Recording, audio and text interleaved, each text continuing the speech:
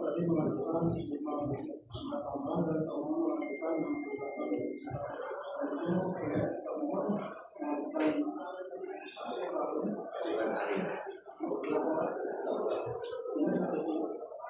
atau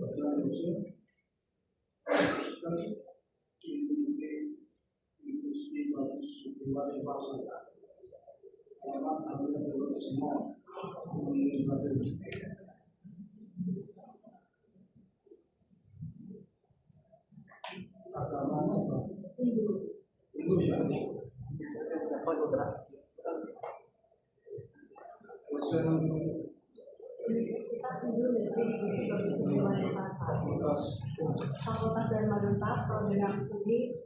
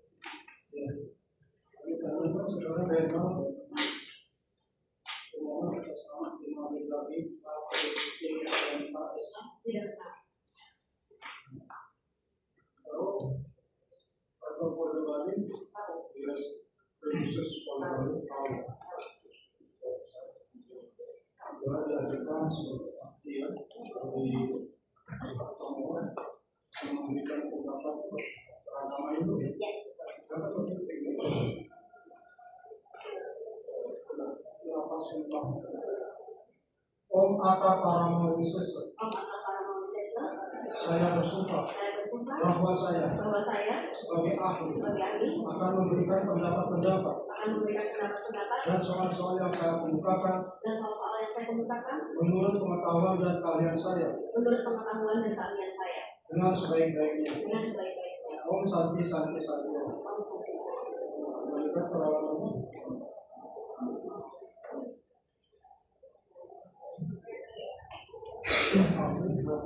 Dewi Bunga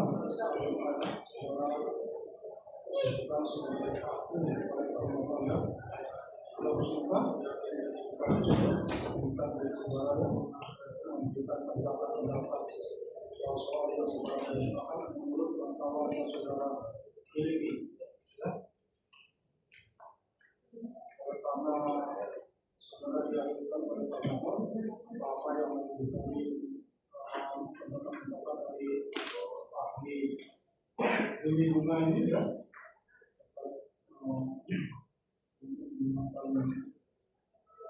Masalahnya silakan dari pemohon.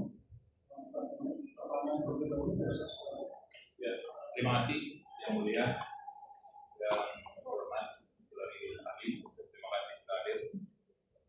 Yang dihormati kuasa pemohon dan para keluarga untuk kunjung yang berbahagia. Terima kasih ahli. Jadi saat ini kita berada dalam awal-awal tahun penerapan implementasi dari 3 undang-undang baru, Undang-Undang Nomor 1 Tahun 2023, Undang-Undang Nomor 20 Tahun 2025, serta Undang-Undang Nomor 1 Tahun 2026. Dan berkaitan dengan itu, menurut ahli, apa dampaknya apabila perbuatan yang dilakukan sebelum diberlakukan undang-undang baru, ya, sebelum 2 Januari 2023.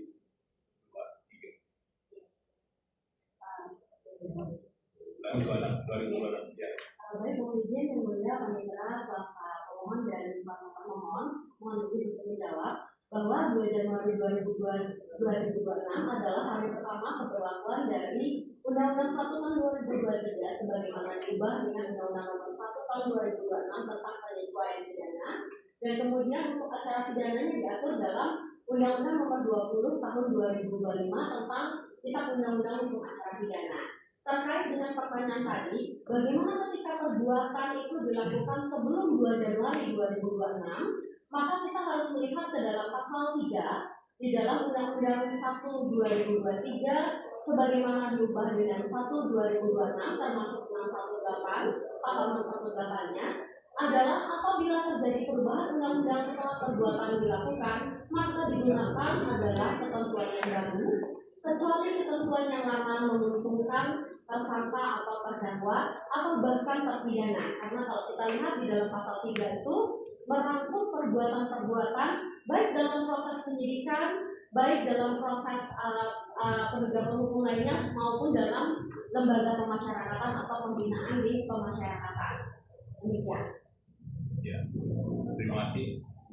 Kita demikian, menurut ahli, bagaimana persyaratan penetapan seorang tersangka menurut putusan Mahkamah Konstitusi nomor 21? Ya, syarat penetapan tersangka itu adalah salah satu dari perluasan kewenangan pra peradilan menurut putusan Mahkamah Konstitusi nomor 21 PU/2012/2014. Maka penetapan tersangka itu diukur dari adanya minimum 2 alat bukti yang sah menurut KUHP, menurut pasal 184 KUHP. Nah, kemudian ini juga menjadi norma yang sama ketika kita melihat bagaimana syarat penetapan tersangka sebagaimana dimaksud dalam pasal 90 KUHP, yaitu adalah terpenuhinya minimal 2 alat bukti sebagaimana yang dimaksud dalam KUHP. Ya. Terima kasih, ahli. Sekarang coba ahli jelaskan bagaimana mekanisme pra-peradilan tentang informasi dulu tadi. Tentang Penetapan tersangka ahli. baik. Mekanismenya. Oke, baik. Penetapan tersangka atau pengujian dari penetapan tersangka adalah satu nilainya adalah pemeriksaan formil, jadi bukan pemeriksaan secara materi pokok perkara. Yang kedua, bagaimana cara mengukurnya? baik terhadap perbuatan yang dilakukan sebelum 2 Januari 2026 adalah untuk menilai apakah sudah terpenuhi atau tidak minimal 2 alat bukti sebagaimana pasal 184 KUHP. Apalagi kalau misalnya perbuatannya jelas setelah 2 Januari 2026, maka tentu menggunakan dasar hukum yang baru yaitu pasal 90 Undang-Undang Nomor 20 2025, yaitu apakah terpenuhi minimal 2 alat bukti sebagaimana diatur dalam pasal 235 KUHP. Maka dari itu kalau kita melihat pada saat penetapan tersangka itu apakah ketentuan yang digunakan tersebut sudah memenuhi atau tidak 2 alat bukti yang sah kalau kita sandingkan dari konstruksi perbuatannya. Terima kasih, Abi. Mungkin dilanjutkan oleh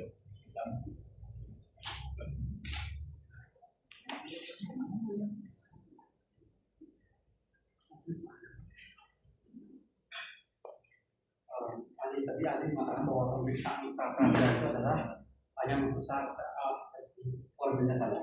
Nah kemudian apakah hakim pra-peradilan berwenang untuk menilai mendalam mengenai kebenaran material dari keterangan saksi, ahli maupun penggunaan pasal, atau hanya terbatas pada keberadaan formil alat bukti yang sudah ada jelas dimaksud? Ya, baik dalam putusan Mahkamah Konstitusi tadi yang memperluas mengenai kewenangan pra-peradilan dalam penetapan tersangka, maupun kalau kita melihat dalam pasal 163 KUHP baru, maka di situ bisa dinilai bahwa hakim hanya memeriksa terhadap yang sifatnya formil saja, tetapi tidak memeriksa sampai ke dalam pokok perkara. Kenapa demikian? Kalau kita melihat di dalam pasal 163 ayat 1 KUHP baru ditentukan bahwa ketika pemeriksaan pra-peradilan maka materi pokok perkara itu tidak dapat disidangkan. Ini berarti kalau kita menggunakan interpretasi argumentum atau tradium bahwa pra-peradilan atau pra-adjudikasi adalah memeriksa secara formil, sedangkan pemeriksaan materi pokok perkara atau persidangan pokok adalah memeriksa materi pokok perkara. Tadi kemudian tadi bilang bahwa sebelum 2 Januari 2026 itu masih berlaku KUHP yang lama. Ya betul, karena KUHP yang baru berlaku 3 tahun sejak dia diundangkan, yaitu 2 Januari 2026. Nah, menurut ahli bagaimana kekuatan mengikat KUHP yang lama terhadap perbuatan yang terjadi ditetapkan sebagai tersangka sebelum tanggal 2 Januari? Kalau penetapan tersangkanya sebelum 2 Januari, maka dasar hukum yang digunakan adalah KUHP yang lama. Jadi penetapan tersangka terhadap yang dilakukan oleh penyidik sebelum tanggal 2 Januari itu adalah sah secara hukum dan konstitusional. Ya, sah secara hukum dan konstitusional menggunakan KUHP yang lama dan KUHP yang lama sebelum 2 Januari. Pertanyaan saya berikutnya, dalam hal terjadi pembangunan yang sesuatu delik dekriminalisasi, menurut ahli, apakah proses penghentian perkaranya dilakukan melalui mekanisme pra-peradilan ataukah merupakan kewenangan penyidik atau penuntut umum dalam proses pemeriksaan perkara pokok pidana? Ya, sebelum menjawab pertanyaan demikian, maka akan dijelaskan dulu dekriminalisasi itu adalah sederhananya adalah suatu perbuatan yang tadinya merupakan tindak pidana menjadi bukan perbuatan pidana lagi di dalam ketentuan yang baru. Ada beberapa hal yang bisa menyebabkan hal demikian. Yang pertama, memang rumusan deliknya tidak diatur lagi di dalam ketentuan yang baru, atau ada unsur yang diperbaharui sehingga mempersempit atau membuat perkara itu menjadi tidak terbukti. Contoh, pasal 156 di dalam KUHP yang lama itu adalah ujaran kebencian terhadap golongan. Golongan mengacu pada putusan Mahkamah Konstitusi. Jadi yang tidak termasuk dalam golongan ras, agama itu termasuk golongan. Maka organisasi, LSM, kemudian partai politik itu boleh mengadukan menjadi korban di dalam 156. Tetapi kalau kita melihat sandingannya adalah pasal 242 KUHP nasional atau KUHP yang baru, maka di situ dirumuskan unsur yang lebih sempit, hanya kepada kelompok atau golongan masyarakat yang terkait dengan persamaan ras, etnis, kebangsaan, dan juga kaum disabilitas. Maka tadi seorang partai politik yang merasa ada ujaran kebencian, maka itu menjadi dekriminalisasi. Nah, kemudian akibat hukum dari dekriminalisasi kita bisa melihat di dalam pasal 3, ketika ia sedang diproses dalam penyidikan atau pada saat penuntutan, itu harus dihentikan demi hukum. Kemudian kalau dia sudah sudah dipidana, kemudian dengan putusan pidana misalnya 5 tahun sudah menjalankan 1 tahun, ternyata pasal yang diputus tersebut adalah dekriminalisasi, maka dia dikeluarkan dan dihukum. Pada saat dia berada di dalam tahanan ketika terjadi dekriminalisasi, baik penahanan dalam tingkat penyidikan, penuntutan ataupun pemeriksaan pengadilan, maka harus dikeluarkan dari tahanan. Itu semua kita bisa baca di dalam pasal 3 KUHP nasional atau KUHP baru. Nah, kemudian di mana penghentiannya? Maka itu bukan merupakan ranah pra-peradilan, itu merupakan ranah dalam proses penyidikan dan proses penuntutan yang harus dilakukan oleh penyidik. Maka harus ditentukan ketika ada dekriminalisasi, maka itu harus dilakukan penyidikan selanjutnya untuk nanti ditetapkan menjadi dekriminalisasi atau dihentikan penyidikannya demi hukum. Begitu, karena kalau kita melihat pra-peradilan itu kewenangannya di dalam pasal 158 itu hanya kepada 6 hal. Yang pertama adalah kita akan melihat adalah terhadap upaya paksa. Upaya paksa itu ada 9 di dalam KUHP yang baru, KUHP yang baru ya. Jadi ada penetapan tersangka, saat atau tidaknya penangkapan, penahanan, kemudian penggeledahan, penyitaan, kemudian pemblokiran, larangan keluar negeri, penyadapan. Kemudian yang berikutnya adalah selain saat atau tidaknya upaya paksa, maka yang berikutnya adalah saat atau tidaknya penghentian penyidikan atau penuntutan, ganti rugi dan atau rehabilitasi, bersama dengan yang ketentuan pasal 77 dan perluasan dalam KUHP yang sebelumnya. Kemudian adalah terhadap penundaan atau tidak terselesaikannya perkara pidana dalam proses penegakan hukum atas alasan yang tidak sah. Kemudian terhadap penangguhan pembantaran. Begitu. Jadi kalau kita menilai dari pasal 158 dan kita melihat dari isi putusan dalam pra-peradilan dalam 163 ayat 3 KUHP yang baru, maka tadi proses dekriminalisasi tidak berada di dalam ranah pra-peradilan, tetapi dalam proses yang sedang berlangsung terhadap tersangka atau terdakwa. Nah, kalau kita misalnya ada perubahan pasal, apakah termasuk hakim pra-peradilan atau masih dalam penyidikan? Dalam penyidikan, diputus dalam penyidikan. Kemudian saya lanjut mengenai pada luarsa suatu penuntutan. Nah, menurut bagaimana penghitungan tenggang waktu pada luarsa untuk tindak pidana yang memiliki sifat perbuatan berlanjut dan dampaknya masih dalam pusat-pusat? Ya, baik begini. Kalau kita melihat perbuatan berlanjut, sebelum masuk situ kita akan melihat dulu deliknya material atau deliknya formil. Itu adalah cara menghitung daluarsa. Delik formil adalah ketika perbuatan itu selesai dilakukan, maka keesokan harinya adalah hari dimulainya perhitungan daluarsa. Terhadap delik material, maka perhitungannya adalah keesokan harinya setelah setelah korban atau akibat yang dituju itu terjadi. Misalnya kalau dalam tindak pidana pembunuhan ada penembakan dengan senjata api dilakukan pada tanggal 1, kemudian meninggalnya si seorang korban ini pada tanggal 15, maka perhitungan daluarsanya adalah dimulai dari tanggal 16. Nah, terhadap delik berlanjut, terhadap delik delik material ataupun delik formil itu mungkin sekali terjadi delik berlanjut. Delik berlanjut adanya keberlanjutan perbuatan. Jadi ada beberapa indikator yang kita bisa melihat. Yang pertama, kalau perbuatan itu ada persamaan benda, perbuatannya sejenis, kemudian tidak ada jangka atau jeda waktu yang lama, maka itu disebut dengan perbuatan berlanjut. Kapan mulainya dihitung adalah keesokan harinya setelah seluruh deliknya. Kalau dia delik materi itu setelah terjadi, kalau delik formil setelah itu dilakukan, atau bahkan ada kemungkinan perbuatan itu sampai hari ini masih terjadi atau masih dilakukan. Yang masalah kadaluarsanya suatu penuntutan merupakan bagian dari aspek formil prosedur penyidikan yang bisa diuji di pra-peradilan, apakah merupakan materi pokok perkara yang harus diputus oleh majelis hakim di persidangan perkara pidana. Baik, terhadap tadi daluarsa itu tidak di materi pokok saja, tetapi pada saat di penyidikan maupun di penuntutan ataupun di pemeriksaan pengadilan, kita harus melihat apakah itu memenuhi atau perbuatannya memenuhi daluarsa atau tidak. Maka ketika memenuhi daluarsa, maka harus merupakan suatu kewajiban hukum dari penyidik atau penuntut umum atau majelis hakim untuk menghentikan perkara demi hukum. Dan itu bukan merupakan ranah pra-peradilan sebagaimana yang diatur dalam pasal 158 KUHP baru dan pasal 163 ayat 3 mengenai institusi tadi. Jadi itu tidak berada di dalam ranah pra-peradilan.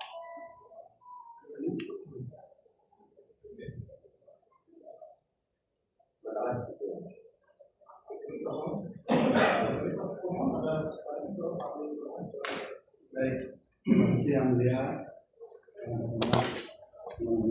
Sini. Permohonan yang ahli, ahli sudah pengalaman yang baik. Karena jadi kami sangat senang hari ini kita bisa memperdalam ya, karena kebetulan kita berada di masa transisi. Jadi hari ini kita sama-sama berada di masa transisi di mana sama-sama kita belajar meraba-raba dari apa yang ada. Jadi entah mana yang benar, tentu nanti waktu juga dilihat dari hasil-hasil putusan hakim yang untuk menjadi institusi. Jadi kita sama-sama mencari tahu kira-kira dengan perubahan ini yang mana kira-kira nanti dipakai dengan tafsir yang cukup banyak. Tadi ahli, saya mulai dari ini dulu. Tadi ahli menjelaskan bahwa sejak tanggal 2 Januari 2002 maka undang-undang KUHP dan KUHP yang baru itu mulai berlaku. Lalu bagaimana makna sebuah undang-undang termasuk KUHP dan KUHP ketika dia disahkan itu, misalnya kalau KUHP disahkan itu di 2 Januari 2023.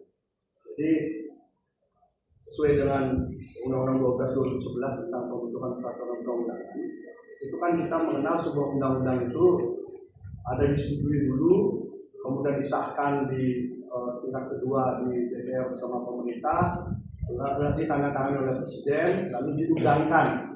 Nah, makna diundangkan ini kan dicatatkan dalam lembaran negara dan berita negara.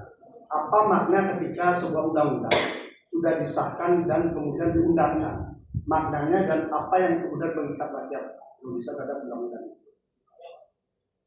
Baik, kalau kita melihat keberlakuan undang-undang itu adalah dimulai sejak diberlakukannya undang-undang. Pengesahan berarti memang sudah ada justifikasi dari legislasi bahwa undang-undang ini berlaku atau berlaku pada saat yang sama ketika diundangkan atau berlaku setelah ditentukan atau ditentukan secara limitatif atau pasal. Jadi ada beberapa kondisi dari pertama kali suatu undang-undang itu diundangkan. Yang pertama, dia diberlakukan pada saat diundangkan. Itu tercantum biasanya di dalam ketentuan peralihan atau ketentuan termasuk juga ketentuan penuntut yang mencabut dan sebagainya ya.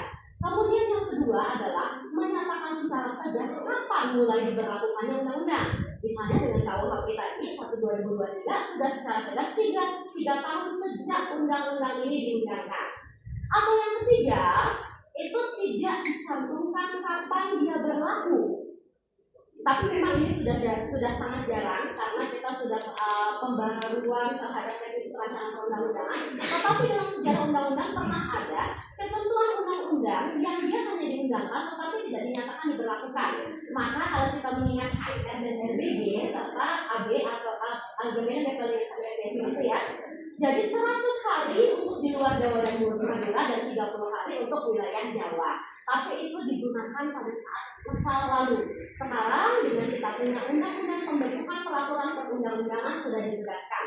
Kapan undang-undang itu mulai diberlakukan itu harus diatur secara limitatif dan tegas di dalam undang-undang. Baik, saya perdalam lagi karena ini kita baru bicara soal pemberlakuan undang-undang. Jadi ahli bilang 2 Januari 2026. Ya. Itu waktu yang menentukan bahwa kapan undang itu berlaku. Ya. Tapi itu bukan berarti undang-undang itu sah atau diundangkan tanggal 2 Januari 2026 kan?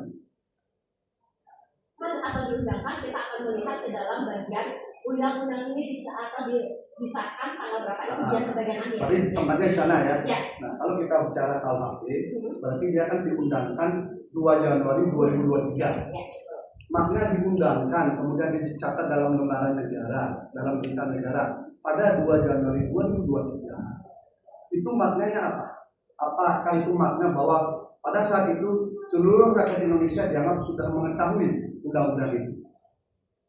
Ya, secara fiksi hukum kita mengenal ada asas fiksi hukum bahwa undang-undang itu diberlakukan atau undang-undang itu ada, maka dia harus diketahui atau dipandang mengetahui oleh masyarakat. Tetapi memang itu ada irisan-irisannya, makanya kita mengenal jadi suatu asas hukum pada dasarnya tidak bisa berlaku secara strict, tetapi akan ada negasi-negasi. Contoh tadi di satu sisi adalah teori fiksi hukum, masyarakat dianggap tahu hukum ketika undang-undang itu diundangkan. Tetapi ada juga kita mengenal setelah dualing yang membebaskan pidana seseorang ketika dia mengalami kekeliruan terhadap fakta. Begitu. Nah, saya memakai sebuah undang-undang, negara memperlakukan ketika undang-undang itu sudah diundangkan. Kan banyak juga rakyat Indonesia ini karena nggak tahu undang-undang apa dan sebagainya ya. Apalagi yang masuk hari ini di khusus itu, kadang ngebor air tanah dia nggak tahu, dia ngebor aja tiba-tiba dipisah. Karena dia nggak tahu aturannya, tapi kan tetap dia bisa dipisah. Dan bisa alasannya. Apakah waktunya itu dihitung 2 Januari? Misalnya kita ambil khawatir. Apakah dihitung 2 Januari 2026 atau dihitung 2 Januari 2023? Dianggap tahu. Dianggap tahu adalah 2 Januari 2023 diberlakukan dan diterapkan itu dimulai 2 Januari 2023. Yang penting dianggap tahu ya. Jadi dianggap tahu, rakyat dianggap tahu, penegak hukum juga dianggap tahu bahwa 2 Januari 2023 sudah ada undang-undang itu. Kemudian ketika kita ingin tahu kapan undang-undang itu mulai berlaku, maka harus kita lihat di mana kita melihat kapan undang-undang itu berlaku. Apakah di undang-undang yang diundangkan itu atau di tempat lain?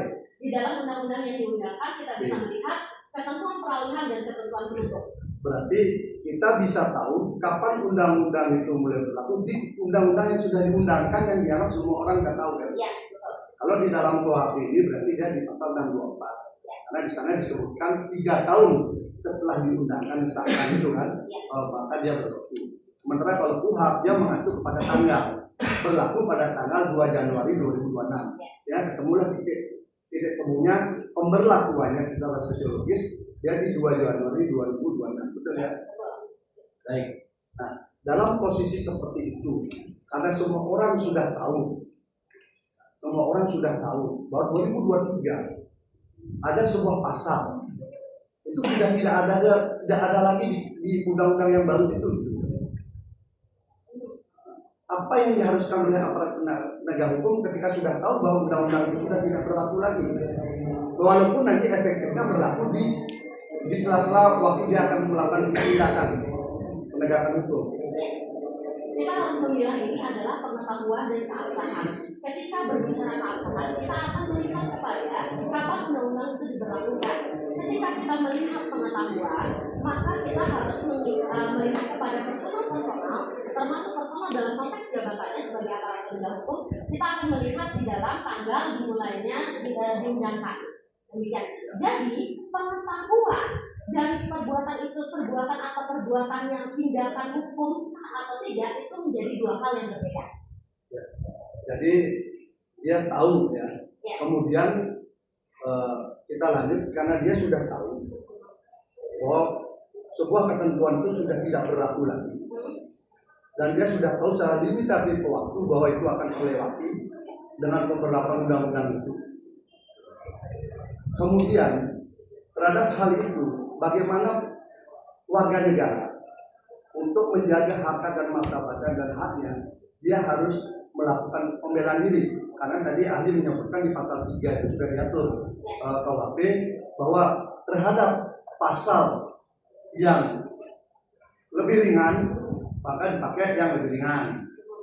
Kemudian terhadap pasal yang sudah tidak ada maka dihentikan. Terhadap mereka yang sudah ditahan maka harus dikeluarkan. Mereka yang sudah dihukum, sudah di dalam penjara, sudah di dalam lapas, maka harus dikeluarkan. Itu kan pasal 3 yang ahli sampaikan tadi.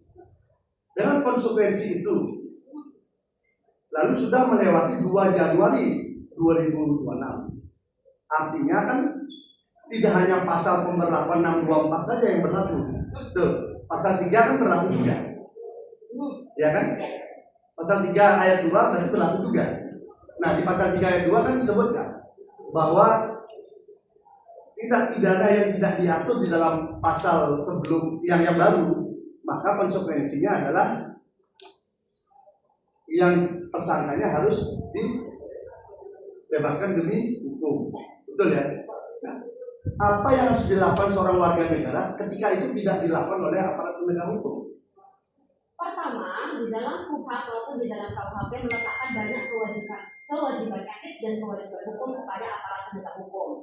Yang kedua adalah terkait dengan keberlakuan pasal 3 tadi, termasuk 618 dan 624, seorang tersangka atau seorang terdakwa sebenarnya tidak perlu melakukan apapun, karena tanpa melakukan apapun itu merupakan suatu kewajiban hukum dari aparat penegak hukum untuk menghentikan perkara.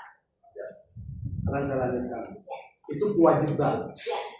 Bagaimana kalau penegak hukum tidak melaksanakan kewajibannya? Ya, kalau kita melihat ada ketentuan-ketentuan sanksi etik ketika tidak melaksanakan kewajiban. Tapi ini harus kita bilang apakah tidak melaksanakan kewajiban sama sekali tidak melaksanakan atau dalam proses untuk menuju pelaksanaan kewajiban. Jadi intinya adalah kan undang-undang itu berlaku nih. Betul. Nah, Ya. ketika dia sudah berlaku, maka semua harus diberlakukan. Ya. Dan dia sudah tahu. Dari tahun 2023 dia sudah tahu bahwa pasal ini dia tidak akan berlaku lagi di 2 Januari 2026. Ya. Jadi ketika si aparat penegak hukum itu mulai memeriksa orang, dia sudah tahu bahwa 2 Januari 2026 ini tidak boleh lagi diperiksa. Kan begitu. Artinya dari pemeriksaan yang dilakukan sebelumnya setelah 2023 itu, berarti dia sudah tahu.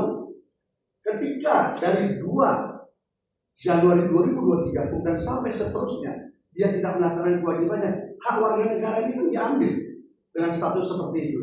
Ini baru tersangka. Bagaimana dengan mereka yang masih dalam penjara? Bagaimana mereka yang sudah dalam persidangan? Karena begitu. Sementara pasal 3 ini mewajibkan harus imperatif di situ harus dihentikan demi hukum. Berarti harus saat itu juga dihentikan. Baik, begini. Kewajiban hukum itu dimulai bukan 2 Januari 2023 tetapi 2 Januari 2026. Ya. Baik. Kemudian maka itu harus dihentikan demi hukum. Katakanlah kita berbicara hanya dalam proses penyidikan. Saya beberapa waktu dari Januari sampai Februari ini memang banyak sekali menerima perkara-perkara yang dikriminalisasi.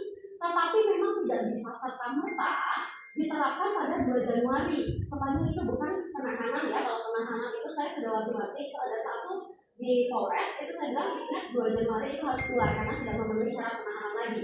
Tetapi memang untuk mencapai proses dalam penghentian penyidikan itu kan dengan mekanisme gelar perkara. Jadi ada beberapa perkara yang memang dimintakan kepada ahli, jadi dari 19 jaksa meminta untuk diajukan ahli untuk menyatakan apakah ini memenuhi misalnya darurat atau dikriminalisasi atau tidak. Kemudian setelah dikumpulkan maka dilaksanakan mekanisme gelar perkara dan nanti dari hasil mekanisme gelar perkara itu akan dihentikan di hukum. Jadi memang tidak bisa serta-merta dalam prakteknya. Apakah ketentuan yang ahli sampaikan tadi itu diatur di pasal 3 ayat 2? Baik, di dalam pasal 3 ayat 2 kita melihat secara limitatif bahwa dia dihentikan dari hukum. Oke kan? Tidak ada lagi bahwa menunggu proses lebih lanjut di internal penegak hukum itu tidak ada kan? Baik, itu memang tidak ada diatur, tetapi kita bisa menggunakan interpretasi baik dalam interpretasi hukum dengan beberapa interpretasi yang lain sesuai dengan praktek hukumnya. Nah, artinya begini, itu kan kalau interpretasi semua ahli hukum akan berbeda-beda. Kita bicara tentang isi pasal, karena kita kan menguji ini secara keahlian. Di dalam pasal 3 semuanya itu tidak ada keterangan, termasuk di penjelasan undang-undang itu, semua cukup jelas. Tidak ada penjelasan pasal di pasal 3. Di situ jelas pernyataannya bahwa dihentikan demi hukum. Artinya ketika tanggal 2 Januari dia berlaku, maka statusnya harus dihentikan demi hukum. Tidak ada tafsir yang seperti ahli sampaikan tadi. Atau ada di ketentuan lain. Ya. Baik, yang pertama yang saya komentari, pertama membaca pasal 3, membaca pasal 618, membaca pasal 624 adalah tafsir secara otentik, itu namanya interpretasi otentik. Membandingkan dengan sumber hukum yang lain itu namanya tafsir sistematis. Nah kemudian ketika kita melihat suatu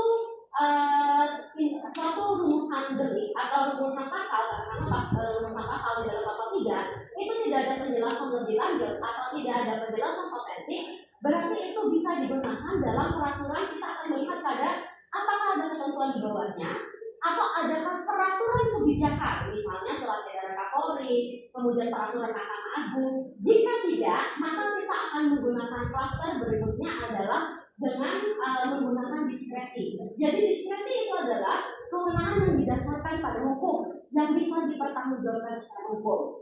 Maka dari itu di dalam bunyi pasal 3 itu pasti akan dibuktikan demi hukum dalam proses penyidikan pada dikriminalisasi. Demikian. Itu merupakan suatu kewajiban hukum yang tidak bisa dilanggar.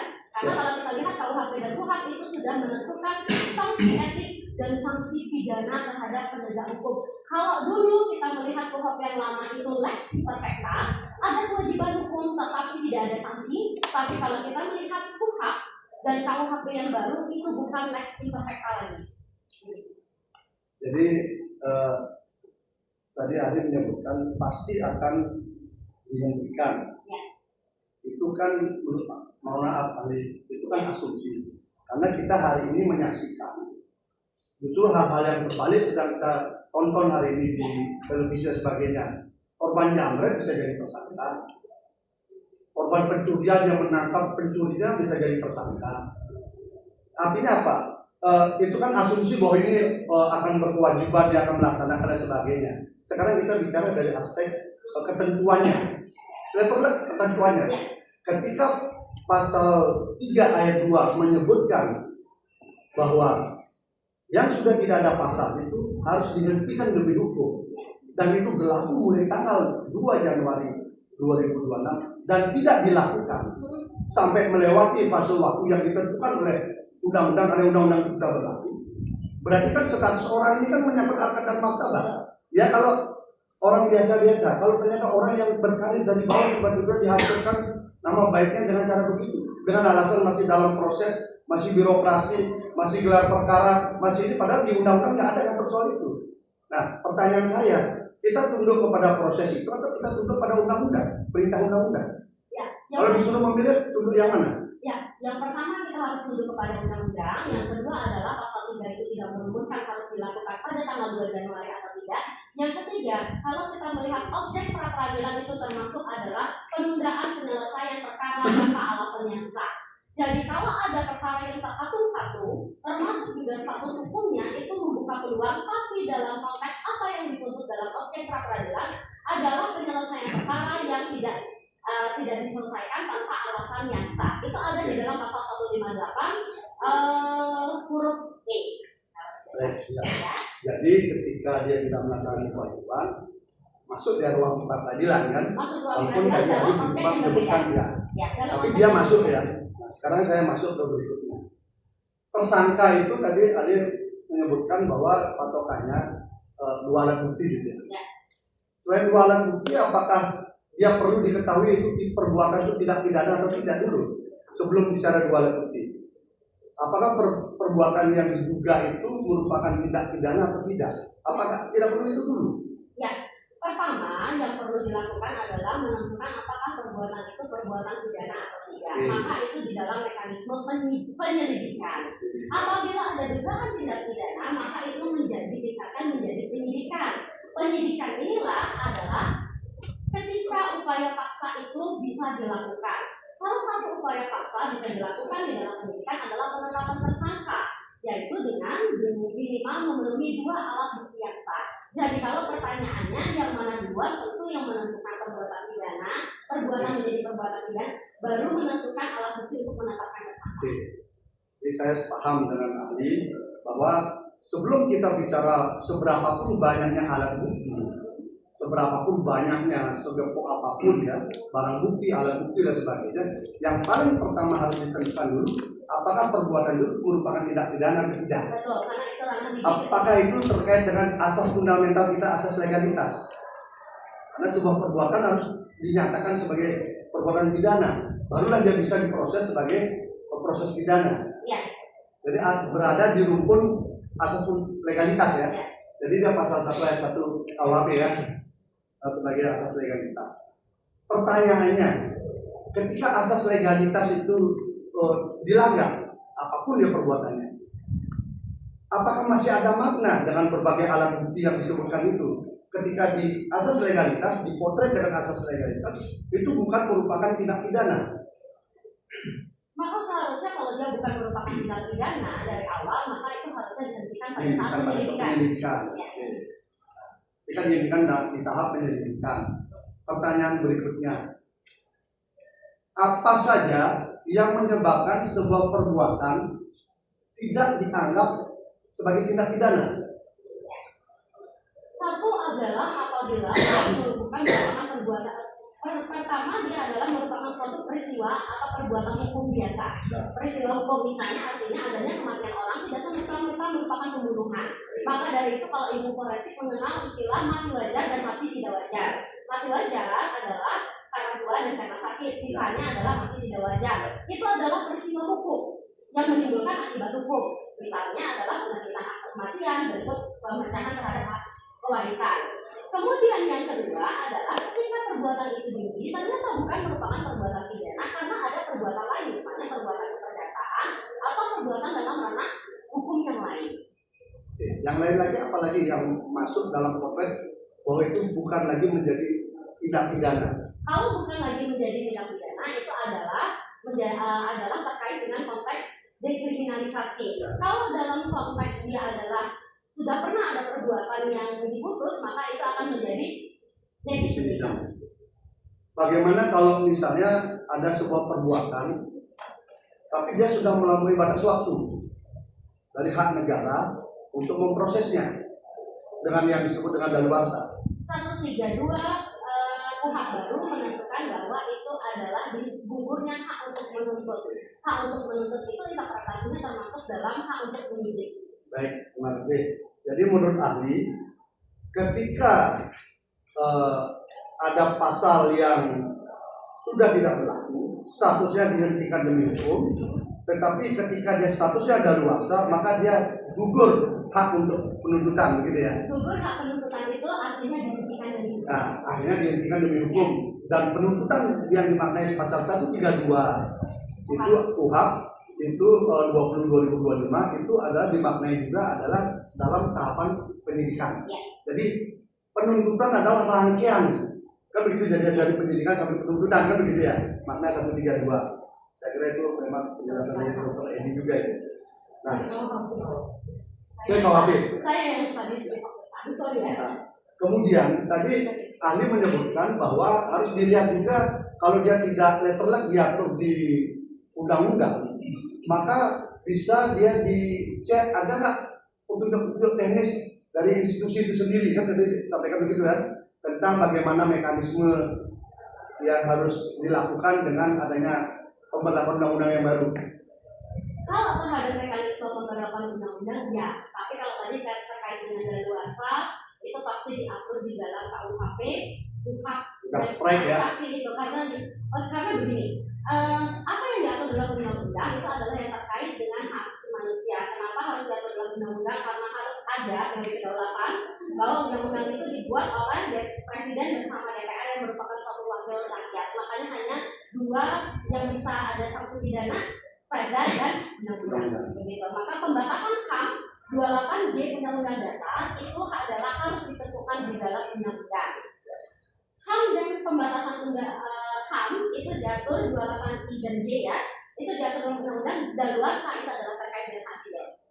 Baik, terima kasih ahli, luar biasa ini.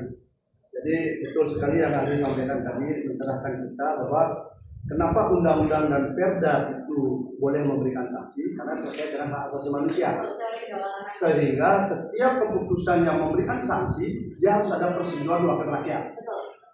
Itu yang diatur dalam Undang-Undang 12/2011 ya. Kebetulan saya juga ikut buat undang-undang itu, jadi saya paham juga. Jadi pas.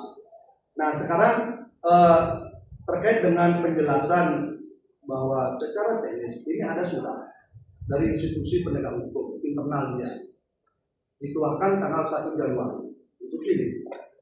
Jadi surat itu dari petinggi instruksinya sifatnya petunjuk dan arahan penanganan perkara terkait berlakunya KUHP dan KUHP. Di dalam aturan itu kemudian ada pemberitahuan, ada perintah arahan untuk dipedomani dan dijalankan. isinya begini. Dalam hal perbuatan yang terjadi tidak lagi merupakan tindak pidana berdasarkan KUHP 2023, proses hukum terhadap pelaku atau tersangka tindak pidana harus dihentikan demi hukum. Jadi penjelasan ini dikeluarkan 1 Januari untuk menyambut 2 Januari berlaku. Artinya ketika instruksi itu berlaku berarti kan harus dijalankan sama bawahannya kan. Dan ini kan maksudnya undang-undang yang tadi Ali sampaikan pasal 3 ayat 2 kan. Kalau tidak dijalankan itu bagaimana? Ya, baik, yang pertama tadi adalah instruksi dimulai dari 21 Januari. Apakah kita melihat di situ diatur atau tidak berlakunya mulai dari 2 Januari atau tidak, itu harus kita lihat. Yang kedua, surat edaran, instruksi dan sebagainya itu adalah peraturan kebijakan yang hanya berlaku terhadap apa yang berada di lingkungannya. Misalnya instruksi Kapolri yang berlaku adalah di instruksi Kapolri, tidak boleh di ranah peradilan atau di ranah misalnya penuntutan, karena itu menjadi hal yang berbeda. Karena kita lihat itu adalah peraturan kebijakan, ketentuan yang sifatnya derivasi. Kemudian yang kedua, bagaimana konsekuensi atau akibat hukumnya apabila tidak dilakukan. Kita lihat kalau di undang-undang yang lebih tinggi dia mengatur mengenai sanksi, apakah dia etik, pidana, itu kita akan melihat tersendiri. Kalau tidak diatur, itu diserahkan ke dalam mekanisme dari institusi itu sendiri. Baik, cukup yang tadi ya, artinya ketika dia dikeluarkan tanggal 1, berarti kan dia di situ harus mulai dijalankan kan. Ketika dia tidak dijalankan karena di atasnya sudah ada undang-undang yang juga memerintahkan dan undang-undang itu 2023 sudah ada. Nah, sekarang pertanyaan berikutnya terkait dengan ketika warga negara dia sudah mengajukan, dia sudah tahu bahwa itu undang-undang itu sudah, pasal itu sudah nggak ada, dia sudah mengajukan surat menyampaikan, tapi suratnya dibalas pun tidak, waktunya pun berlalu. Apakah bisa sekian hari yang dia di mana nama baiknya dihentikan itu masuk kemudian dia mengajukan gugatan rehabilitasi dan ganti rugi? Ketika dia tidak dilakukan oleh yang tadi ahli sebutkan, dia wajib menjalankan itu. Nah, ketika orang sudah mohon nih, sudah mengajukan surat bahwa dia sudah tahu bahwa tanggal 2 itu sudah nggak berlaku, diajukan surat, tetapi dibalas juga tidak, kemudian diproses juga tidak, hanya undang-undang itu dilanggar, sampai sekarang dia terus dilanggar, dan selama sekian waktu tentu nama baik harkat martabat seseorang itu di mata publik kan jatuh. Karena hukum kita ketika orang jadi tersangka saja udah kayaknya udah diadili, gitu. Gimana itu? Apakah itu bisa masuk rumpun permohonan ganti rugi dan rehabilitasi? Baik, yang pertama adalah kita mengenal prinsip equality before the law dan juga kita mengenal prinsip presumption of innocence. Artinya orang yang bersalah setelah berkekuatan hukum tetap. Mengenai asumsi masyarakat itu bukan berada di dalam ranahnya hukum kita. Kemudian itu menjadi dua hal yang berbeda. Yang kedua, permohonan rehabilitasi atau ganti rugi itu ada di dalam dibatasi hanya ketika perkara itu tidak jadi diproses atau tidak jadi dituntut. Itu bisa dilihat di pasal 158 tadi, termasuk juga turunannya tentang mengenai rehabilitasi dan ganti rugi. Jadi ganti rugi dan rehabilitasi dibatasi adalah pada perkara yang tidak jadi diadili. Nah, kalau itu dibiarkan mengambang, itu mekanismenya apa? Kalau dia ada pelanggaran etik, maka diselesaikan secara etik. Kalau dia ada pelanggaran pidana, maka diselesaikan secara pidana. Jadi si penegak hukum ini bisa diproses secara pidana Sepanjang memenuhi unsur-unsur. Kalau kemudian seperti yang tadi saya ceritakan, seseorang sudah ditersangkakan dengan pasal yang sudah tidak berlaku, si warga negara ini sudah meminta agar itu dihentikan, bikin surat resmi dengan mengacu kepada pasal yang disebutkan. Lalu di atasan institusinya sudah memerintahkan juga bahwa itu jenis perbuatan seperti itu harus dihentikan, tapi tidak juga dilakukan. Lalu sebagai warga negara upaya hukum apa yang harus dilakukan? Ya, pertama sekali lagi itu merupakan suatu kewajiban yang terletak pada penegak hukumnya itu sendiri. Kemudian yang kedua, kalau itu tidak dilakukan, maka akan membuka beberapa upaya hukum. Apakah dia upaya hukumnya adalah menyampaikan tadi dengan cara bersurat, atau terhadap perkara yang penyelesaian perkaranya tidak terselesaikan tanpa alasan yang sah, itu membuka objek peradilan yang baru. Membuka objek peradilan. Objek yang lain di luar penetapan tersangka tadi. Saya mau tanya, syarat daripada pra peradilan itu kan upaya paksa salah satunya ya. Tadi Alis jelaskan gitu kan. Kalau jadi begini, kalau sebelum ada Undang-Undang 20 2025 tentang KUHP, maka acuannya adalah KUHP lama plus putusan MK dan SEMA dan sebagainya. Semua ini kemudian dibahas, dirangkum, kemudian keluarlah undang-undang baru, undang-undang KUHP. Karena pemerintah dan DPR kan wajib dia setiap putusan MK harus dimasukkan ke dalam undang-undang berikutnya. Masuklah dia, karena dulu kan tersangka tidak masuk. Nah, kemudian ada permohonan di MK dikabulkan, hanya tersangka menjadi objek pra peradilan. Hari ini dengan adanya undang-undang KUHP yang baru 2025, maka diperluas lagi pra peradilan itu tidak hanya seperti KUHP yang sebelumnya, tidak juga seperti putusan MK yang sebelumnya, tetapi dia menjadi sangat luas, termasuk blokir, termasuk cegah, tangkal, dan sebagainya kan begitu. Tadi rehabilitasi tadi disebutkan ganti rugi dan sebagainya. Pertanyaan saya, ketika dia bicara upaya paksa, bukankah salah satunya penetapan tersangka sebagai syarat untuk orang mengajukan pra peradilan? Ya. Pertama, ada beberapa hal yang perlu dipilah di situ. Tidak serta-merta putusan MK itu menjadi peraturan yang baru. Tidak semua dimaksudkan kalau misalnya peraturan yang diberikan itu dicabut kemudian menjadi yang baru. Karena beberapa ketentuan putusan MK, misalnya terkait dengan cara menghitung daluarsa dalam delik pemalsuan itu berubah di KUHP yang baru. Kemudian yang berikutnya adalah salah satu objek yang sama di dalam ketentuan yang sebelumnya KUHP Mahkamah Konstitusi dan KUHP baru itu adalah penetapan tersangka. Penetapan tersangka merupakan salah satu objek pra peradilan dari adanya upaya paksa. Tapi bagaimana pengujiannya? Proses beracara itu memang kalau kita bicara di dalam pasal 369 ya, ketentuan peralihan dari Undang-Undang 20 dan 2025 itu tidak mengulas mengenai pra peradilan. Ya, tapi kalau misalnya kita lihat dari ketentuannya, kita bisa interpretasikan bahwa terhadap hukum beracaranya itu menggunakan yang baru, tetapi pengujian misalnya penetapan tersangka yang dilakukan dua alat bukti terpenuhnya atau tidak alat buktinya ini sebelum 2 Januari, maka dia menggunakan yang sama. Begitu, jadi pengujian pada saat itu sah atau tidak, kemudian menjadi hal yang berbeda dengan ketika hari ini ada dekriminalisasi atau hari ini adalah daluarsa. Begitu. Lain halnya kalau misalnya penyidikan atau perbuatan yang dilakukan sebelum 2 Januari, penetapan tersangkanya misalnya dilakukan 5 Januari, maka harus menggunakan ketentuan yang baru. Kecuali ketentuan yang lama menguntungkan tersangka. Baik. Terkait dengan tadi Ali sebutkan soal penetapan tersangka ini kan baik KUHP lama maupun KUHP baru kan sama-sama mengatur. Khususnya KUHP baru setelah putusan MK. Ya, kan dia mengatur. Artinya apa? Kan sama-sama ada. ya. Nah tadi ahli sudah jelaskan bahwa untuk mentersangkakan orang itu sebelum bicara alat bukti, maka kita harus pastikan dulu ada tindak pidana atau tidak sesuai dengan asas legalitas. Nah bagaimana seseorang ditetapkan sebagai tersangka sementara seandainya kemudian tindak pidananya tidak ada, kemana dia menguji? Masa hanya menguji dua alat bukti saja?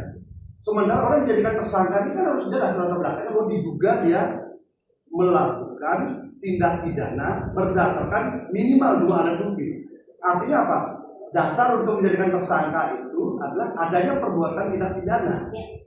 Nah sekarang ketika tindak pidananya itu dia tidak ada, tindak pidananya tidak ada, lalu dia si warga negara ini lewat mana dia? Apa dia menunggu setelah selesai masuk ke pengadilan perkara murni dia baru mengujinya? Bukankah dia bagian penetapan tersangka yang tidak benar yang dilakukan? Ya. Begini, kembali lagi ke dalam pengertian penyelidikan dan penyidikan. Kalau dia di dalam penyelidikan itu tindak pidananya tidak ada, maka harusnya waktu itu Harusnya waktu itu dihentikan. Maka apa yang harus dilakukan terhadap penyelidik itu adalah misalnya apakah misalnya pelapor yang akan melakukan pelaporan ulang dengan melengkapi bukti dan sebagainya, karena itu belum merupakan wilayah pra peradilan. Kemudian Kalau misalnya suatu perbuatan pidana, dia dipandang oleh si terlapor ini bukan merupakan perbuatan pidana, tapi ternyata dinaikkan sidik misalnya, itu belum menjadi ranah pra peradilan. Karena ranah pra peradilan itu baru ada dalam penetapan tersangka. Setelah orang sudah ditetapkan sebagai tersangka. Ranah pra peradilan. Ya. Jadi semua warga negara ketika dia ditetapkan sebagai tersangka, dia punya hak membela diri lewat lembaga pra peradilan. Sepanjang itu merupakan objek dari Iya. lembaga pra peradilan. Ya, artinya setiap orang Ya, kan betul. penetapan tersangka ini kan salah satu upaya paksa itu kan disebutkan salah satu syarat melakukan pra peradilan adalah upaya paksa. Salah satu jenis upaya paksa itu adalah penetapan tersangka. Tersangka ini kan tidak mungkin aparat penegak hukum yang menyidik, pasti warga negara yang dilaporkan. Ya. Yang jadi pelapor kemudian naik status seperti Adi bilang, maka dia menjadi tersangka. Artinya adalah semua warga negara yang dijadikan ditetapkan sebagai tersangka punya hak konstitusional, punya hak membela diri, punya hak memulihkan harkat martabatnya lewat pengujian di pra peradilan. Ya. Betul ya? Terima kasih. Sekarang selanjutnya terkait dengan penggunaan mana yang lebih diutamakan dalam konsep ultimum remedium. Jadi dari sekian jenis kemarin kita juga ketemu dengan ahli menjelaskan bahwa ada beberapa jenis pemidanaan. Satu pemidanaan yang berlaku secara universal, jadi dia harus di mana-mana berlaku, pembunuhan, pemerkosaan, terorisme, macam-macam itu berlaku. Maka dia itu menjadi primus remedium, maka dia langsung di depan. Langsung pemidanaan. Tetapi ada yang disebut dengan administratif penal law, di mana dia secara administrasi dia berlaku di sebuah negara, bisa jadi pidana, di negara yang lain tidak, tergantung pada masing undang-undang dan mazhab yang mengatur. Nah, terhadap ketentuan yang sifatnya administrasi, dengan adanya Undang-Undang 30 2014 tentang administrasi pemerintahan dan kemudian dengan adanya beberapa mekanisme penyelesaian masalah-masalah administrasi, walaupun dia sistem administrasi di ujungnya itu ada ancaman pidana. Nah, bagaimana sebenarnya mekanisme yang dipakai? Apakah dia primus remedium atau ultimum remedium? Yang pertama, kita melihat dua asas, primum remedium dan ultimum remedium. Yang membedakan, primum remedium itu adalah mala perse. Artinya, dia tidak disebutkan sebagai suatu tindak pidana atau kejahatan atau apapun namanya ya, atau perbuatan melawan hukum pidana. Masyarakat sudah memandang itu adalah sebagai perbuatan yang melawan hukum. Itu primum remedium, namanya mala perse atau mala insel, sama ya. Kemudian yang kedua adalah ultimum remedium, pidana sebagai obat terakhir itu terhadap mala prohibita. Mala prohibita itu akan diukur apakah kalau dulu kita mengenal istilah kejahatan dan pelanggaran, itu pelanggaran pasti masuk ke dalam mala prohibita.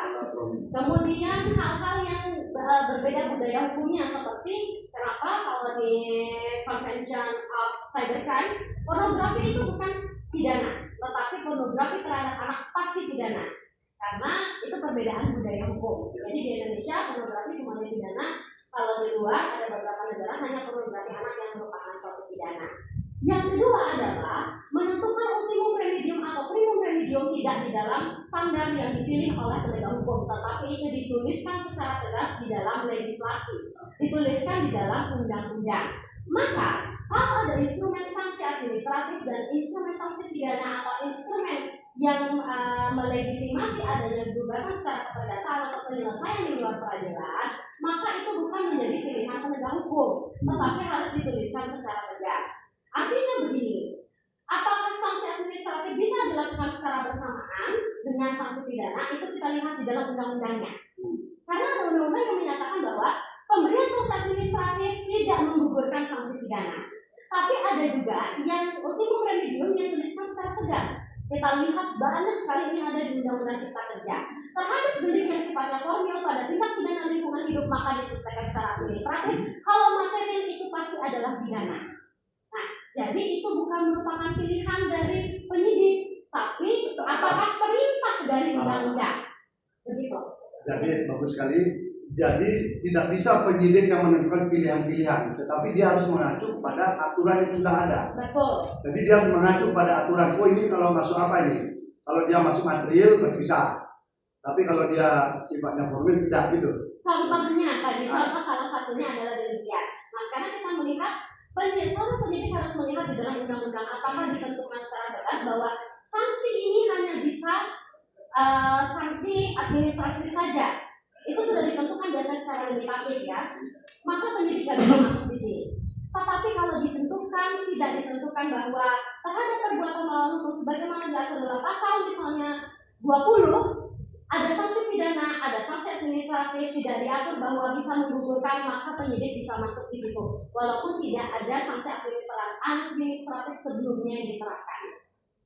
Ketika ada pejabat pemerintahan, di pejabat pemerintahan, kan termasuk pengadilan juga kan ada rumpun pimpinan. Kemudian di departemen dinas sebenarnya kan ada pimpinan ke bawah. Artinya mereka melakukan tugas-tugas kewajibannya sebagai aparatur administrator pemerintah, melakukan surat menyurat secara administrasi. Atasan meminta laporan, bawahan mengirimkan laporan ke atasan dan sebagainya. Nah, ketika dia ada masalah, apakah bisa langsung digunakan ultimum remedium atau primus remedium? Kita harus melihat undang-undang yang dilanggar. Apakah sudah menentukan ultimum remedium atau tidak? Kalau tidak ditentukan di situ, maka penyidikan dapat dilakukan. Bagaimana dengan kemudian ketentuan Undang-Undang 1 tahun 2026 tentang penyesuaian pidana? Di sana diatur di pasal 613 ayat 3 itu diatur di mana dalam hal undang-undang di luar undang-undang ini merupakan undang-undang administratif yang bersanksi pidana yang tadi kita bahas tadi. Upaya pembinaan dan penerapan sanksi administratif atau sanksi lainnya harus didahulukan penerapannya daripada penerapan sanksi pidana. Ini kan ketika ada peralihan dari KUHP dan KUHP lama dengan adanya Undang-Undang 1 2026 di tentang penyesuaian pidana kan diatur seperti itu. Ketika ada undang-undang yang mengatur tentang administrasi dan tindakan-tindakan yang sifatnya administrasi, di situ upaya pembinaan dan penerapan sanksi administratif atau sanksi lainnya harus lebih didahulukan penerapannya daripada penerapan sanksi pidana. Artinya dalam konteks surat menyurat administrasi pemerintahan, dia berarti tunduk dulu ke lex spesialis Undang-Undang 30 2014 tentang administrasi pemerintahan. Apabila di situ sudah selesai dan terbukti, kemudian ini barulah ke pidana. Apakah begitu kira-kira maksudnya? Ya, pertama 613 dengan rumusan demikian itu merupakan suatu kewajiban hukum yang harus dilakukan. Yang kedua adalah kewajiban hukum. Yang kedua adalah untuk menilai suatu perkara itu administratif atau tidak, maka kita harus melihat case per case. Kalau misalnya karena banyak undang-undang yang sanksi pidananya administratif atau administratif penal law, yang itu kalau kita baca 1 2026 sudah mengatur mengenai konversi pidananya dan perubahan penyesuaian terhadap pidananya. Itu ada di dalam bagian pertama dan termasuk juga di bagian lampiran. Kemudian yang kedua, yang berikut ketiga, apa contohnya? Kita melihat bahwa itu sebagai administratif murni atau misalnya itu yang harus didahulukan penyelesaiannya daripada pidana. Andai kata misalnya ada suatu meletakkan keterangan palsu yang dilakukan oleh pejabat, maka itu bukan administratif tadi, itu pasti adalah pidana, pasti adalah pemalsuan surat. Tapi kalau ini beririsan dan ternyata memang terlihat surat menyurat itu administratif lebih besar, maka kita merujuk pasal 3. Kalau misalnya ini ada pidana yang lebih besar yang administratif ini adalah cara dilakukannya tindak pidana, maka pidana yang harus dilakukan sebagai penyumbang. Kalau kita lihat ketika ada hubungan surat menyurat antara atasan dengan bawahan, kemudian itu berproses dan kemudian di internal instansi tersebut dianggap tidak masalah dan dianggap itu memang benar, dianggap itu asli karena dia belum diuji. Sementara kan 30 2014 kan sudah mengatur mekanismenya. Dia ada apip, dia ada inspektorat, kemudian kalau ada harus diuji dia harus ditetapkan lembaga peradilannya untuk menguji surat itu benar atau tidak, valid atau tidak, berhak atau tidak, berwenang atau tidak. apabila surat-surat seperti ini kemudian ditafsirkan menjadi primus remedium oleh aparat penegak hukum, apakah mengacaukan sistem tata kelola pemerintahan kita nanti? Semua orang nggak berani buat surat. Harus melihat secara komprehensif terhadap isi suratnya. Nah makanya ketika isi surat itu seorang bawahan dimintai laporan oleh atasannya, bawahannya membuat laporan kepada atasannya di internal institusi dia. Lalu ada orang tidak puas atas isi itu. Apakah setiap ketidakpuasan atas laporan itu kemudian bisa menjadikan kasus itu menjadi kasus kriminal? Bukankah dia harus diuji dulu di Undang-Undang Administrasi Pemerintahan? Baik, kalau misalnya hanya terbatas pada itu, maka itu adalah administratif. Tetapi kalau di dalamnya terdapat manipulasi atau apalagi terhadap unsur yang menyebabkan pada akhirnya surat itu menyebabkan kerugian negara, itu menjadi peristiwa pidana. Maka dari itu sangat penting untuk menilai surat apa yang dimaksud, perbuatan ini administratif murni atau administratif yang hanya kesalahan administratif yang digunakan untuk mewujudkan suatu delik. Makanya Ali tadi jelaskan bahwa harus dicek dulu apakah surat ini memang murni administrasi atau kemudian kalau dia bisa potensi kerugian negara maka dia bisa menjadi pidana. Pertanyaannya sebelum dia menjadi kerugian negara kan harus diperiksa di internal dia dulu. Karena itulah kemudian kita mengenal mekanisme pemeriksaan oleh inspektorat, oleh BPKP, oleh BPK. Setelah dia tahu di situ ada kerugian negara, secara administrasi dia berproses sesuai dengan Undang-Undang Administrasi Pemerintahan, barulah dokumen ini menjadi dokumen untuk proses penegakan hukum pidana, bukan bisa langsung secara primus remedium begitu. Oke, baik. Yang pertama tadi kalau terkait dengan pengujian mengenai kewenangan itu merupakan suatu kewenangan. Tapi kalau tadi terkaitnya adalah misalnya tindak pidana korupsi harus diperiksa terlebih dahulu oleh BPK atau institusi-institusi atau bahkan sekarang auditor itu sudah diakui dalam perma yang terbaru ya. Maka itu memang harus pengujiannya karena itu terkait dengan unsur kerugian negara. Maka kita akan melihat delik per delik. Makanya tidak ada. Makanya ketika sistem administrasi itu sebelum dia dimasuki oleh kekuatan lain untuk melakukan penegakan hukum pidana, maka diuji dulu surat tersebut apakah surat itu berimplikasi pidana atau tidak. Diuji berimplikasi. Artinya kan diuji apakah surat itu misalnya dia dari bawahan kepada atasannya. Atasannya ngecek sebagai pengawas atasan, dia menganggap surat itu tidak benar. Kan prosesnya berjalan di situ. Ya. Tapi kalau dianggap sudah benar, Ya. Pertama, tidak semua surat atau misalnya hal-hal yang sifatnya tertulis itu harus diuji oleh institusi lain. Ya. Ada yang bisa diuji dengan misalnya kalau misalnya deliknya adalah surat biasa, kemampuan surat biasa, maka pengujiannya adalah di laboratorium kriminal. Tapi kalau dia tipikor memang harus mengharuskan adanya penghitungan kerugian negara. Demikian, jadi kita melihat delik per deliknya. jadi selalu perlu ada tahapan langsung ya. Jadi pengujiannya dulu baru kemudian bisa menggunakan berarti sifatnya ultimum remedium ya berarti bukan primus remedium. Tergantung perbuatannya. Ya itu kalau surat perbuatannya itu adalah perbuatan surat. Kalau misalnya perbuatan surat yang nanti adanya akhirnya menjadi kerugian negara misalnya, itu adalah primum remedium. Bahkan ketika itu masuk tindak pidana khusus di dalam KUHP yang di penyesuaian pidana itu dikecualikan minimum khususnya. Tapi kalau misalnya dia deliknya adalah pemalsuan surat, itu tidak memerlukan pengujian yang lain, tidak institusi lain. Kalau misalnya dia administratif murni, ya berarti pengujiannya adalah administratif murni. Maka ini materinya harus benar-benar dikaji kasus per kasus. Nah, siapa yang punya otoritas pengujian produk-produk administrasi di dalam sistem tata kelola pemerintahan kita yang disiapkan oleh negara? Siapa yang punya otoritas utama untuk menguji surat-surat itu? Surat keputusan, rekening, disiplin, apapun dia yang diproduk oleh sebuah institusi pemerintahan, siapa yang punya hak untuk menguji?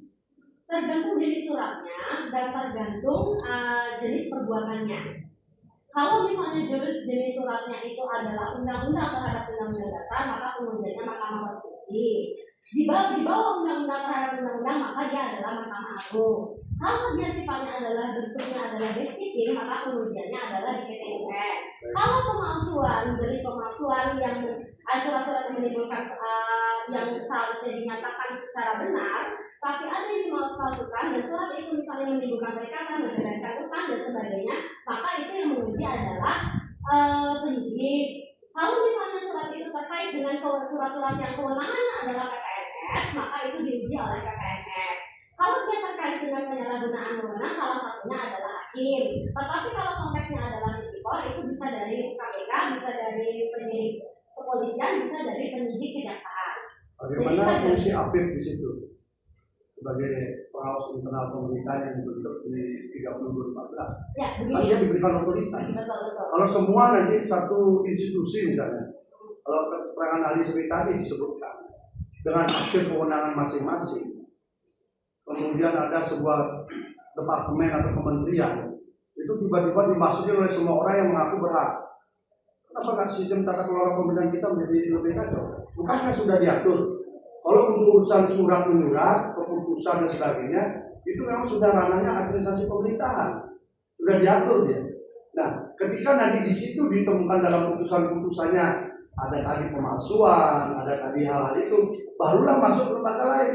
Kalau tidak begitu kan tata kelola pemerintahan kita dengan banyaknya aturan malah semakin kacau. Gimana itu mengaturnya? Ini betul, itu akan menjadi kacau ketika surat-surat yang sifatnya administratif tapi tidak memenuhi dugaan unsur pidana itu dimasuki oleh penyidik. Tetapi kalau misalnya memenuhi unsur pidana, maka itu menjadi kewenangan. Maka kembali lagi kita harus melihat apa produk suratnya, apa substansi suratnya, gitu. Baik, terima kasih. Saya izin. Ada beberapa poin yang penting sekali. Pertama ya, ahli ya, walaupun ahli itu diajukan oleh saudara termohon, saudari saya minta untuk independen ya pendapatnya ya, enggak untuk menjelaskan sesuai dengan standarnya. Yang pertama pertanyaan saya adalah untuk menguji independen dan standar saudari atau saudari ahli. Apakah saudari ahli juga pernah menjadikan ahli juga dalam laporan dengan tersangka Imani Daging? Pernah ya. Jadi ahli ini dijadikan ahli dalam kasus yang dilaporkan laporan polisi LPB 206 ya. Ya, jadi biar saya tahu saja itu. Kedua, agar keterangan ahli ini juga tidak liar, saya mencatat ini agak perlu pemahaman kami terutama di dalam saudara ahli memberikan keterangan ini ternyata berbeda dengan undang-undang yang saya baca. Pertama, keterangan ahli ini mengatakan bahwa penghentian kewenangan penghentian sebuah penyidikan itu tidak bisa dilakukan oleh hakim pra peradilan, tapi dilakukan oleh penyidik sendiri. Ini bagaimana terhadap keterangan saudara itu? Kewenangan untuk menghentikan sebuah perkara itu hakim pra peradilan tidak memiliki kewenangan, tapi yang memiliki kewenangan penyidik. Iya. Begini. Yang pertama tadi masalah independensi ya, saya mau bahas sedikit sebelum masuk ke kedua ya. Saya memang diperiksa di dalam di dalam penyidikan, tapi itu bukan berarti bahwa ada keberpihakan di situ. Karena sekali lagi satu yang pertama tadi sudah diingatkan oleh hakim saya disumpah. Yang kedua, tidak semua perkara yang datang ke saya, baik itu disajikan oleh penyidik, baik itu dibawa oleh penyidik kejaksaan ataupun yang dibawa oleh kuasa hukum, saya terima. Itu disclaimer ya. Tidak semua perkara yang datang saya terima. Ada hal-hal yang tidak saya terima. Apalagi kalau hal-hal yang ada sifatnya adalah untuk mengarahkan. Itu yang pertama. Yang kedua tadi masalah inkonsistensi. Yang pertama, penghentian penyidikan itu adalah kewenangan penyidikan. Kemudian tadi, sah atau tidaknya penghentian penyidikan itu adalah kewenangan pra peradilan. Ini berbeda ya. Penghentian penyidikan kewenangan penyidik, sah atau tidaknya penghentian penyidikan atau penuntutan adalah kewenangan pra peradilan. Karena ada satu konteks di mana penyidik menghentikan SP3 karena tidak ditemukan misalnya bukan merupakan perbuatan pidana. Karena misalnya ada bukti baru yang bisa mengatakan, maka pihak pelapor yang tidak puas itu bisa mengajukan pra peradilan sah atau tidaknya penghentian penyidikan. Ya, ini juga berkaitan juga bahwa apabila proses penetapan tersangka yang masih berlanjut pada saat ini itu kemudian terdapat pelanggaran hukum, artinya bahwa hakim pra peradilan itu berwenang untuk melakukan pengujian terhadap penetapan tersangka itu.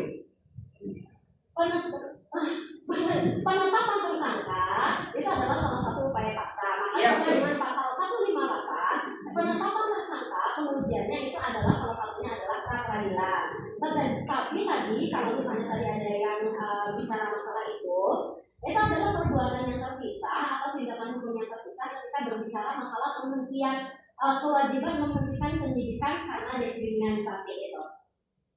Dalam konteks pasal 158 KUHP ini, jadikan hakim pra peradilan itu berwenang untuk melakukan pengujian terhadap sah tidaknya upaya paksa. Salah satunya kan penetapan tersangka. Iya, betul. Betul ya. Nah, ini baru saya masuk berikutnya ini. Tadi Ani terangkan pada kami bahwa ada mekanisme di internal nih. Kalau ada polisi tahu bahwa ada pasal yang tidak berlaku atau tidak relevan dan sebagainya, lalu kemudian tunggu saja, kira-kira saksi minta bicara begitu, tunggu saja dulu, pasti akan ada prosesnya. Nah, sampai sekian lama dibutuh tidak juga dilakukan penghentian. Lalu ahli terangkan, oh bisa nanti kan di proses luar propam. Ketika tadi Pak Gede Pak Sesuarjo menyatakan sudah pernah diajukan permohonan SP3 tapi tidak ditanggapi oleh penyidik.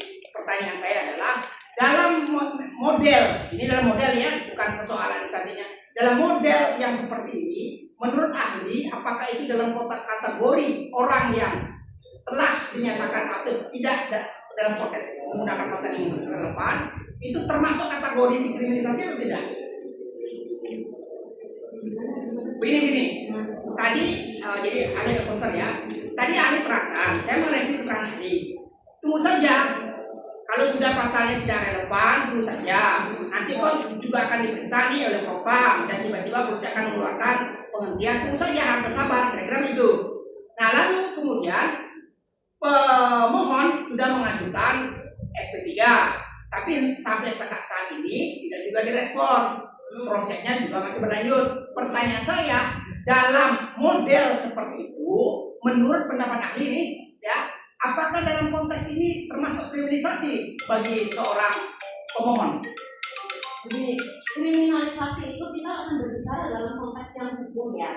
Kriminalisasi itu adalah perbuatan yang tidak bukan perbuatan pidana sebelumnya menjadi sebuah perbuatan pidana. Saya tidak mau menggunakan konsep kriminalisasi dalam bahasa jurnal, dalam bahasa jurnalis ya. Kemudian kalau tadi saya menanggapi yang disampaikan bahwa satu pertama pasal 3 itu meletakkan kewajiban hukum. Kemudian tanpa propam pun merupakan satu kewajiban hukum untuk menghentikan perkara. Tadi bagaimana kalau misalnya sampai saat ini tidak ada proses tindak lanjut terhadap penghentian perkara padahal sudah daluarsa atau padahal sudah dekriminalisasi, maka itu justru sebenarnya membuka peluang pra peradilan sepanjang bisa dibuktikan bahwa ada penyelesaian perkara yang tidak selesai karena alasan yang sah, itu merupakan objek yang selain dari upaya paksa tadi, tapi merupakan satu objek yang berbeda. Tetapi kalau bisa dibuktikan bahwa penundaan perkara itu bukan tidak ditunda, tetapi ada alasan sah sehingga belum selesai, maka itu bukan merupakan objek pra peradilan.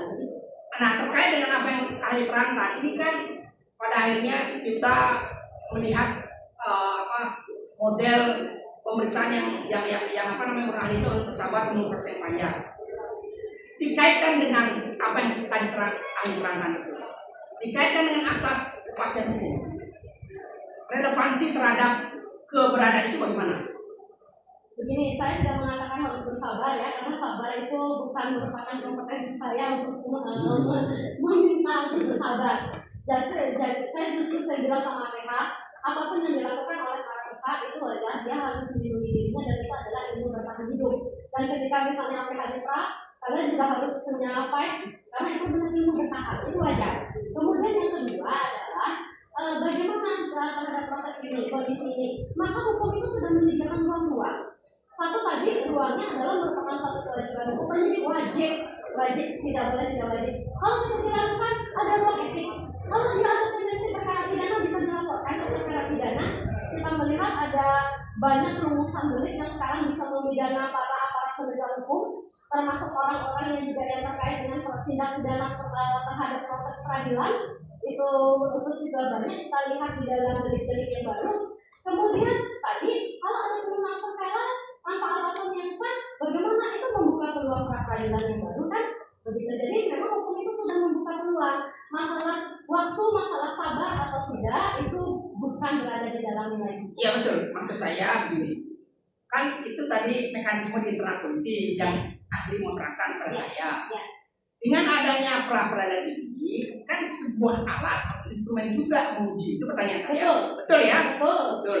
Artinya saya tidak mau bersabar untuk menunggu sesuatu yang belum ada kepastiannya. Makanya saya kaitkan dengan asas kepastian hukum. Boleh. Pertanyaan berikutnya, ini spesifik nih, soal 421. Kalau tadi kan nggak ada yang ngomong tentang 421 nih, nah saya akan memberanikan diri ngomong 421.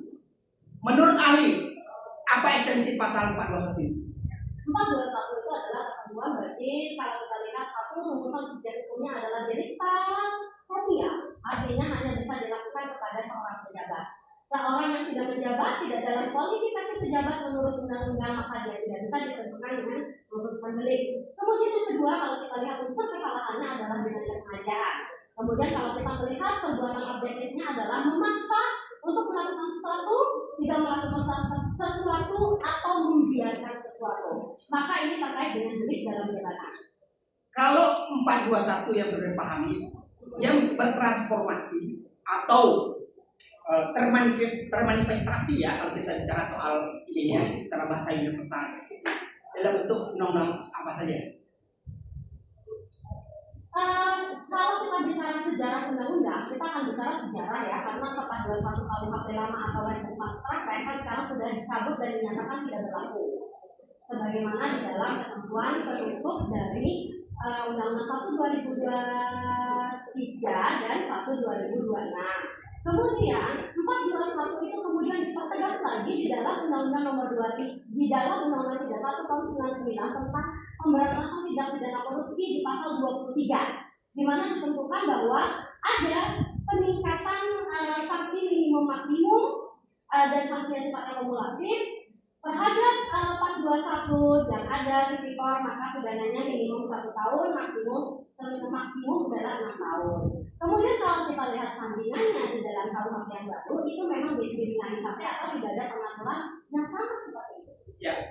Nah sekarang kalau ahli terangkan, kalau dia bertransformasi tadi pada pasal 23 Undang-Undang 31 tahun 199 ya tentang tindak pidana korupsi dan perubahannya di 20 tahun 2001. Lalu apakah juga abuse of power atau determination of poiners dalam bahasa Belandanya itu tertransformasi juga di dalam Undang-Undang Nomor 30 tahun 2014 tentang administrasi pemerintahan, tentang penyalahgunaan wewenang, mencampur adukan wewenang, menggunakan kewenangannya dengan tujuan lain dan sebagainya. 30/2004 itu menjadi salah satu metode penafsiran sistematis dalam tindak pidana korupsi. Itu, jadi kalau Anda apakah saksi ahli baca itu undang-undang itu?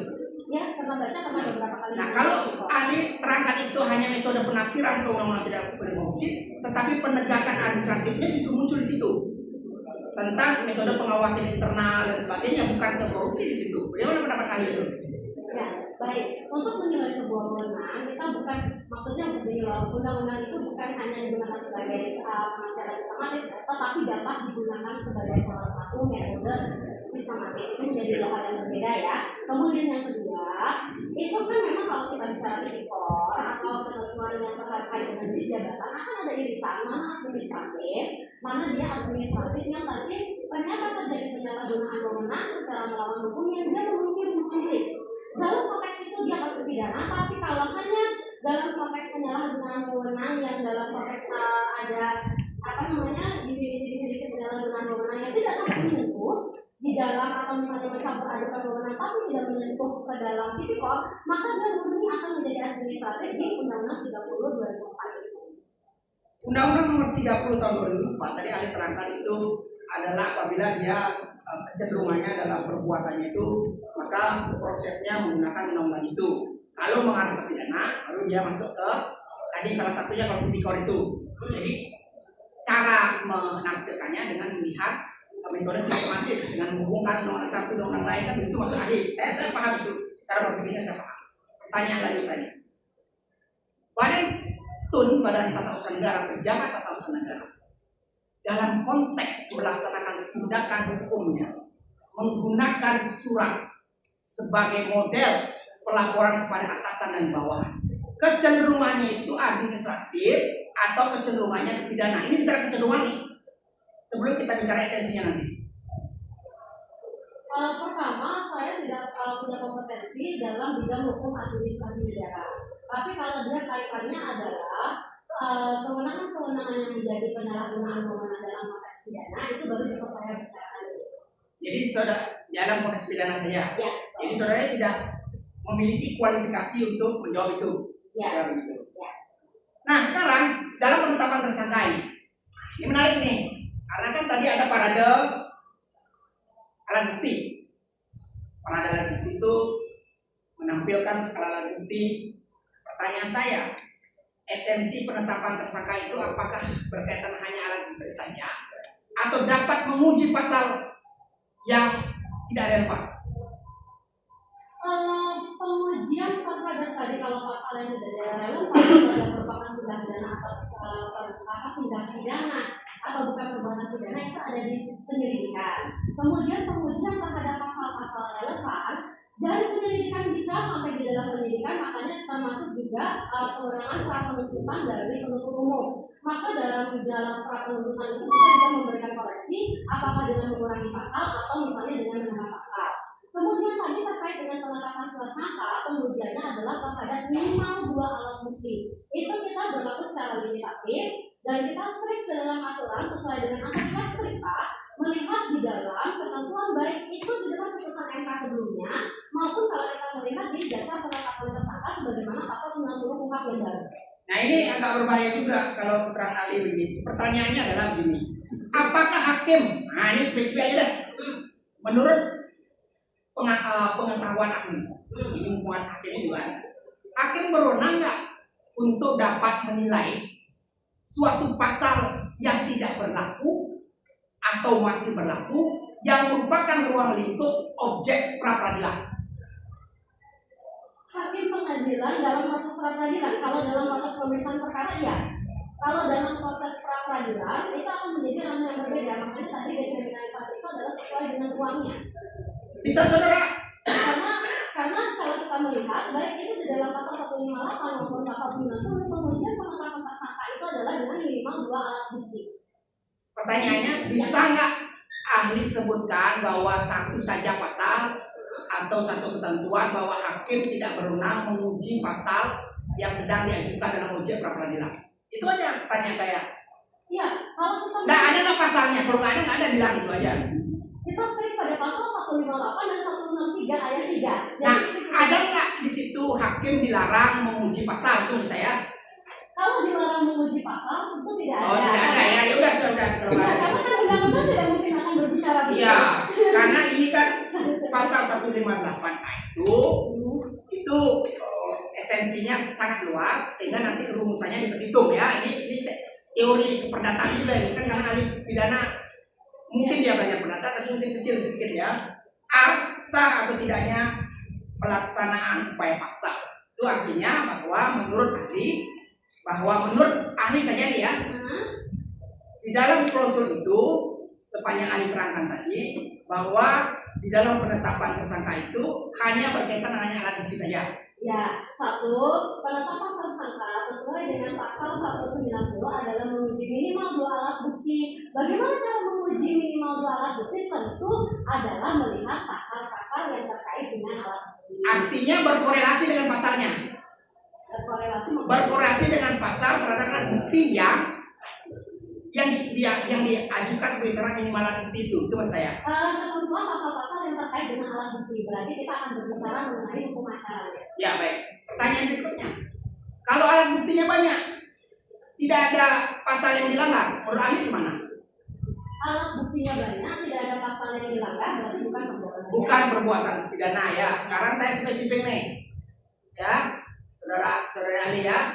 Pasal 421 itu di KUHP baru padanannya itu pasal berapa? Tidak ada. Tidak ada ya.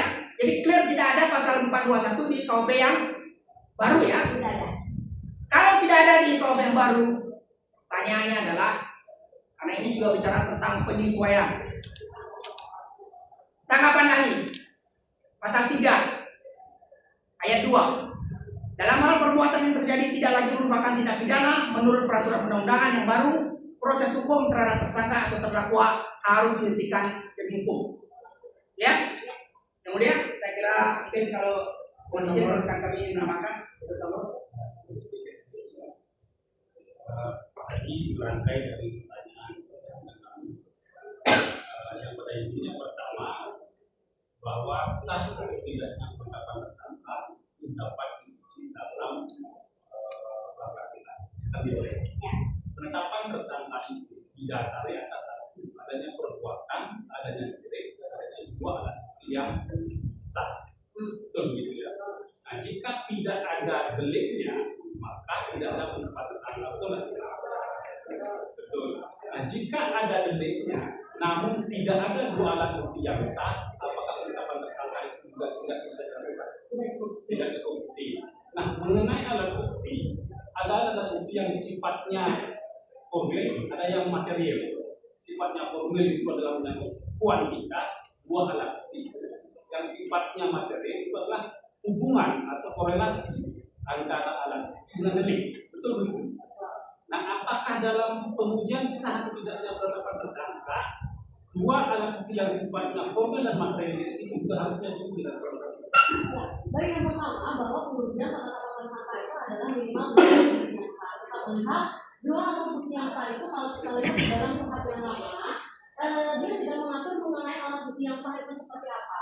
Tetapi kalau kita lihat dari berbagai pasal-pasalnya adalah apakah dia misalnya alat bukti yang dihadirkan dari sebuah barang bukti yang kemudian terjadi kemudian digeledah, disita, apakah itu didapatkan secara sah atau tidak. Kemudian apakah misalnya alat bukti yang seharusnya disumpah atau yang tidak seharusnya disumpah, kita akan menjadi ukuran. Walaupun pada dasarnya di dalam penyidikan itu tidak perlu disumpah, kecuali ada keyakinan bahwa yang bersangkutan tidak akan hadir di persidangan. Kemudian yang lebih jelasnya adalah di dalam KUHP. Kita lihat di dalam pasal 235 ayat 3, 4 dan seterusnya. Jadi kalau ayat 1 itu adalah dari segi alat buktinya, ayat 2 itu adalah fakta material ya. Fakta yang sudah diketahui tidak perlu dibuktikan. Kemudian saat sah alat bukti itu akan dilihat dari satu, dapat dibuktikan autentifikasinya. Yang kedua adalah apakah diperoleh secara melawan hukum atau tidak. Ini yang dulu kita belajar exclusionary rules atau alat bukti yang diperoleh secara tidak melawan hukum. Misalnya seorang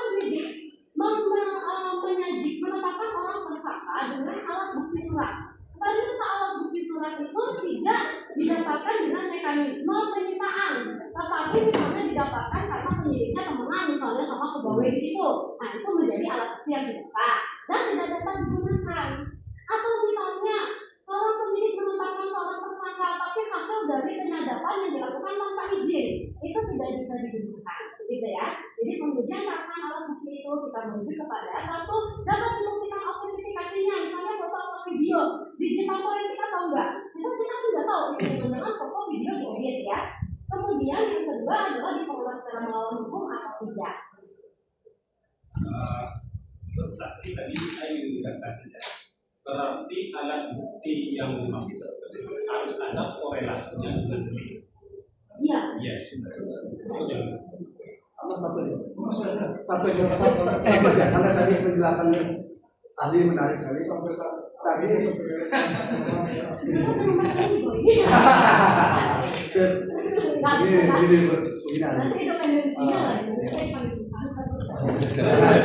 kita malah berbunga-bunga lihat dari sini. Jadi begini kali, satu saja pertanyaan saya.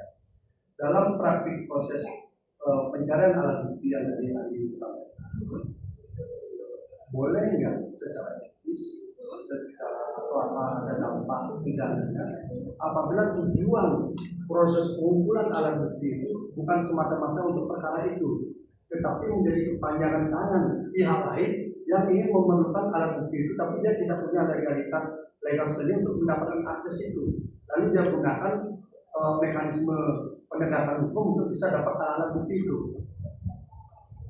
Itu tidak boleh ya. Tidak boleh ya? Jadi alat bukti itu harus terkait dengan suatu tindak pidana.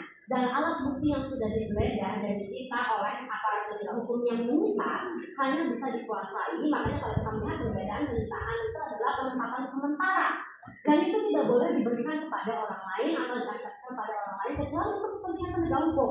Kalau saya melihat boleh, kalau saya meriksa perkaranya. Ya, artinya dia yang terkait dengan perkara itu. Ya betul. Ini maksudnya kepada pihak ketiga Tidak boleh. yang tidak punya legal standing. Tidak boleh. Dia memanfaatkan karena ada ya zaman sekarang kan banyak kom kali kom dan kom dan lain sebagainya.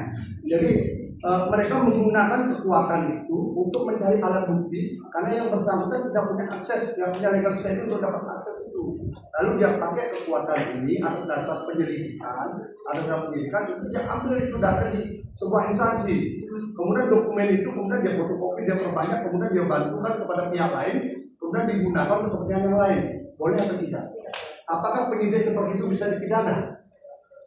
Saya harus lihat rumusan-rumusan berikutnya ya. Nah, perlakuan itu, jadi artinya dia mendapatkan kan dengan cara yang sah. Oke. Tapi penggunaannya dia gunakan kepentingan untuk orang lain yang bukan kepentingan penegakan hukum. Ya. Kalau diberikan setidak-tidaknya rumusan delik umum penggelapan itu bisa kena. Tapi kita harus cek lagi ada delik khususnya atau tidak. Nah, masalahnya kan gini, alatnya tidak digelapkan, barangnya kan masih ada tetap di penyidik atau di penyelidik, barangnya ada di situ. Tetapi isi ini kan tinggal scanner aja, udah pindah ke tempat orang yang order alat bukti itu. Pertanyaan saya, apakah perilaku penegak hukum seperti itu hanya kena etik atau bisa kena pidana? Pertama, setidak-tidaknya terkena etik karena itu terkait dengan jabatannya dan dilanggar sumpah jabatan. Yang kedua, kalau kita melihat pidananya, kita harus melihat pada rumusan dirinya. Oke, baik. Jadi bisa ya memungkinkan. Memungkinkan. Ya. Kita nanti harus lihat rumusan Ya, diri. nanti kan tinggal memenuhi unsur atau tidak kan? Ya, betul. Tapi perilaku seperti itu sangat memungkinkan. Yang dipidana itu termasuk yang order apa hanya yang memberikan saja? Kita lihat kalau dia deliknya dari Paprovia terhadap aparat penegak hukum, berarti pelaku utamanya itu harus di APH tadi. PH ya. Bukan dalangnya bukan yang order ini, karena motivasi finansial, motivasi saham, motivasi macam-macam gitu. Delik Paprovia itu bisa dengan turut serta terhadap orang yang tidak disebut di dalam delik, maksudnya terhadap setiap orang. Masih bagus. Cukup ya. Ada lagi sedikit ya. Untuk pengalinya biar tidak kami sedikit. Mau minum kita minum dulu. Kan satu lagi ya. Terima kasih. Ya. Ahli terkait dengan asas legal tadi saudara disampaikan. Saya ingin pandangan ahli terkait juga dengan tentang tadi itu. Bagaimana pandangan ahli apabila proses penyidikan dilakukan sebelum tahun 2026 ya, atau tanggal 2 Januari 2026 dilakukan proses penyidikan, dilakukan proses semua termasuk upaya paksa tadi itu sehingga oleh penyidik disimpulkan ditemukan peristiwa pidana dengan menggunakan persangkaan pasal yang kemudian yang tadi disampaikan oleh Pak tadi nantinya dianggap secara berlaku.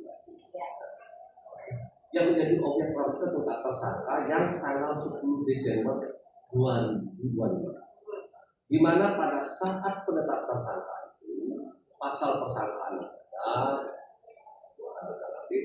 dan kedua alat bukti yang dipersyaratkan oleh putusan MK 21 2014 sudah terpenuhi, sudah ada minimal 2 alat. Saya ingin pandangan apakah proses penyidikan itu ini terkait dengan asas legalitas tadi itu, apakah proses penyidikan dan termasuk di dalamnya penetapan pengumuman pada tersangka itu sah atau tidak menurut pendapat ahli? Sesuai dengan asas legalitas, maka penyidikannya sah dan penetapan tersangkanya sah. Ketika nanti setelah 2 Januari terjadi dekriminalisasi, itu menjadi hal yang berbeda. Penetapan tersangkanya sah, tetapi setelah 2 Januari harus dibuktikan dan dihukum karena ada dekriminalisasi. Kecuali kalau penyidikannya dilakukan dari 2024, tapi penetapan tersangkanya 5 Januari, maka itu tidak sah terhadap pasal-pasal yang dekriminalisasi. Berarti kalau tetap sebelum tanggal 2 Januari 2025, surat ketetapan penetapan tersangka yang menjadi objek pra peradilan itu adalah sah. Nah, terkait dengan dekriminalisasi tadi, terkait dengan asal legalitas tadi. Nah, apabila pasal-pasal dipersangkakan dengan adanya undang-undang yang baru, ternyata pasal-pasal itu tidak berlaku lagi, maka perkara tersebut harus dihentikan dengan hukum wajib oleh penyidik, kan gitu ya. Nah, saya ingin pandangan ahli, bagaimana kalau pasal-pasal yang dipersangkakan pada saat penetapan tersangka tersebut adalah bukan pasal tunggal, tetapi alternatif, ada pasal lain, dan bahkan mungkin nanti bukan pasal lain umpamanya, tapi yang pasti saat penetapan tersangka ini dan saat ini lah adanya pasal alternatif. Bagaimana pandangan ahli? Apakah wajib juga? Bagaimana dengan pasal yang tidak dihapuskan itu? Mohon pandangan ahli. Baik, yang pertama kalau dia penetapan tersangkanya sebelum 2 Januari ada rasa terhadap dekriminalisasinya, maka yang terhadap pasal yang dikriminalisasi itu harus dihentikan dengan hukum. Tetapi pasal yang masih berlaku itu bisa dilanjutkan penyidikannya, bahkan bisa penambahan pasal kalau ditemukan alat bukti atau kronologis yang baru. Ini sebenarnya sama dengan beberapa kasus di dalam delik penyertaan ketika tersangkanya meninggal. Kalau tersangkanya meninggal, terhadap tersangka yang meninggal harus dihentikan demi hukum penyidikannya, tetapi terhadap tersangka yang masih ada dan itu adalah penyertaan yang berdiri sendiri, maka dia tetap dilanjutkan, kecuali kalau yang masih hidup itu adalah pelaku pembantu, maka harus juga mengikuti pelaku utama. Terima kasih ya.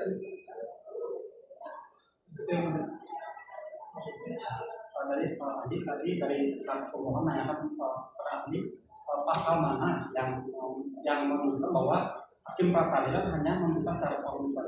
Nah, saya ingin membacakan pada ahli bagaimana pandangan mengenai bunyi pasal 2 ayat 2 peraturan Mahkamah Agung nomor tahun 2018 yang menyatakan bahwa pemeriksaan pra peradilan tentang penetapan tersangka hanya menilai aspek formil, yaitu adanya sekali 2 alat bukti yang sah dan tidak dimasuki pakai disebut. Bagaimana pertanyaan? Ya, baik. Yang pertama, sebuah keberlakuan peraturan Mahkamah Agung itu masih tetap berlaku sepanjang tidak dicabut atau tidak bertentangan dengan peraturan yang lain. Kemudian yang kedua, terkait dengan pemeriksaan secara formil itu di dalam kuhap juga kita bisa lihat di dalam pasal 163 dikatakan bahwa kalau misalnya pemeriksaan pra peradilan itu belum selesai, maka materi pokok perkara tidak dapat disidangkan. Ini berarti argumentum atau realnya adalah pemeriksaan pra peradilan itu adalah formil, pemeriksaan pokok perkara itu adalah pemeriksaan perkara, ya. Materi pokok perkara adalah di pemeriksaan pokok perkara.